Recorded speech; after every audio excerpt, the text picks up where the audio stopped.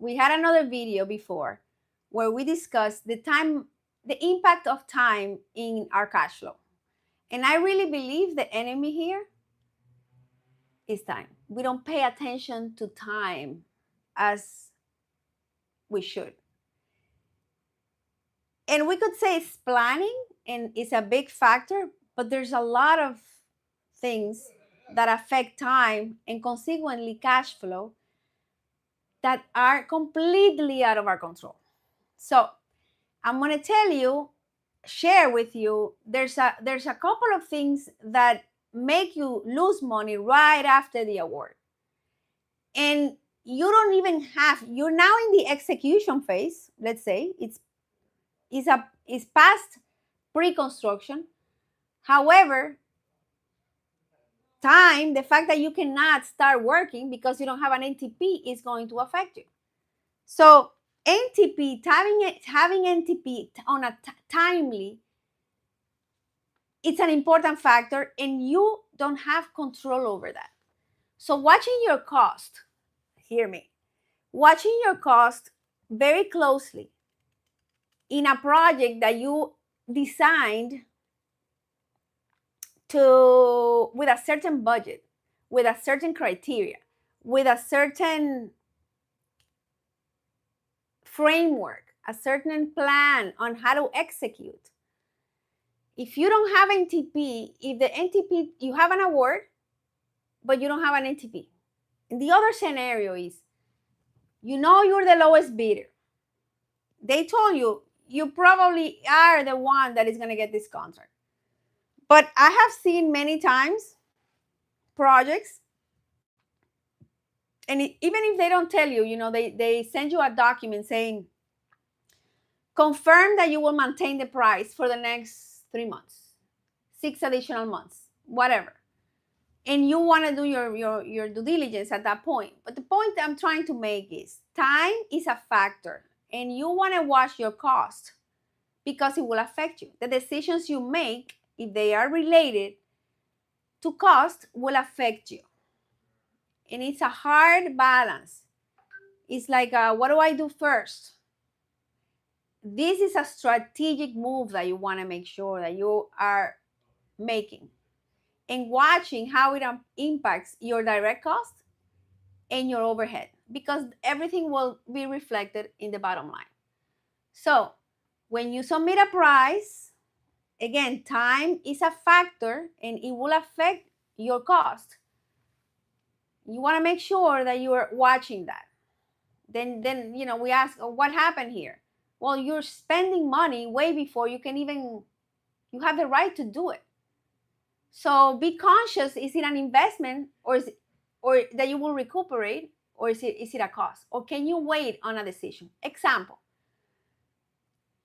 when we were doing a lot of federal work, we used to get contracts, 20 contracts at the same time. So being inexperienced, in that kind of volume, in a short amount of time, we would hire people to fulfill the contracts. We had a basic group of people.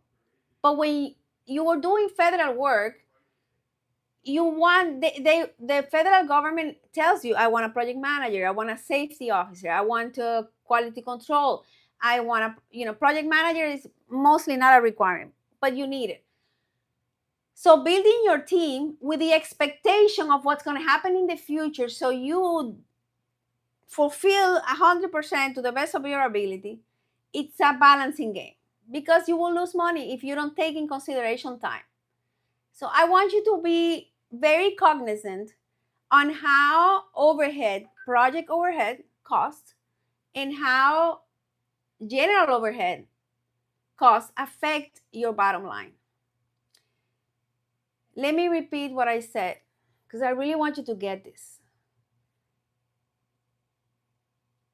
And here your emotions play a role. If we project the worst, we're going to let our emotions make decisions, and typically it's not the right one. We're going to rush into spending money that will not be able to recuperate. There's no way. So finding a balance is important. Finding a balance is important. So here's the other one. You don't have an NTP. There's things you can do that are not going to cost you a tremendous amount of money. If you have an overhead, a fixed overhead, people in accounting, you have people in estimating, you want to leverage the team that you're going to have. It's not costing you additional payroll. There's a lot of things that can be done that they won't cost you more money, but they will actually make sure that your execution team is ready to fulfill in an excellent level. And one thing I discovered is that, to me, I used to be a swimmer, and it's like a relay game, right? There's a customer journey. You think about a job, you make a contact with a client, and then you have the pre-construction process, then you have the execution process and the closeout phase. But we have internal clients in our own companies that one of everybody's outcomes should be to making sure that the next team that is in charge of this job, or that I pass on the ball, is set to succeed. Sometimes and this is us leaders, we have a false belief that is, if we don't get work, we're going to run out of business, we're going to run out of money. We have a false belief that growth is what we want. And yes, but growth without control is a disaster. I had you can have millions of dollars in revenue, but what's important, the revenue or the profit? Can you sacrifice one without the other? So going back, the money that you spend that is outside of your budget, okay, before the project starts, which you don't even have control over, before NTP, of the time gap, you want to be very mindful of what do you do? What's the best use of your resources? An example, if you don't have an NTP, for example, you can be working on a scheduled value in more detail. You could be having conversations with your trade partners. That should be the focus, because there's like a 99% chance this is your job. So a lot of work is still pending. You don't need to wait until you get the award to do some stuff that is going to elevate the quality of your proposal and consequently set the next team to be successful. Execution. I find that it's a disservice to the company, to the culture, to our people, to do half-ass work internally, allowing ourselves to be in a scarcity mindset where we are rushing to get the next project when we have not made sure that we have an excellent breakdown in our budget, that we don't have the systems in place to make sure that the project budget, the actual project budget, is in accordance to the budget that you submitted when you won the job. And these are the kind of things that we want to start investing more time on. That is what's going to make us scale. Desperation is not a friend.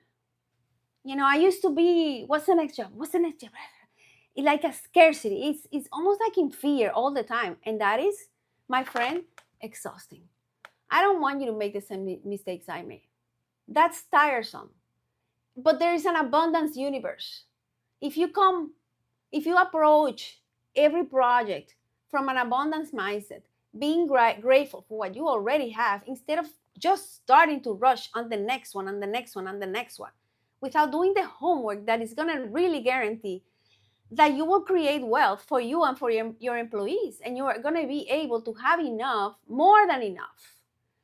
That's the kind of homework that we want to do, dive deep into processes. When you go into slow season, Dive deep into procedures and systems. That is what's going to make us scale. So, my invitation is focus on scaling, not just getting work. Focus on scaling a profitable company that you potentially could exit at one point, or someone else can inherit or take over, that is not necessarily depending on your time, on your effort. Focus on systems. That's the impact. With that, I leave you. And I hope that you're having an amazing time and you're celebrating every single blessing you have, because you know what? There is a lot of blessings to be celebrated.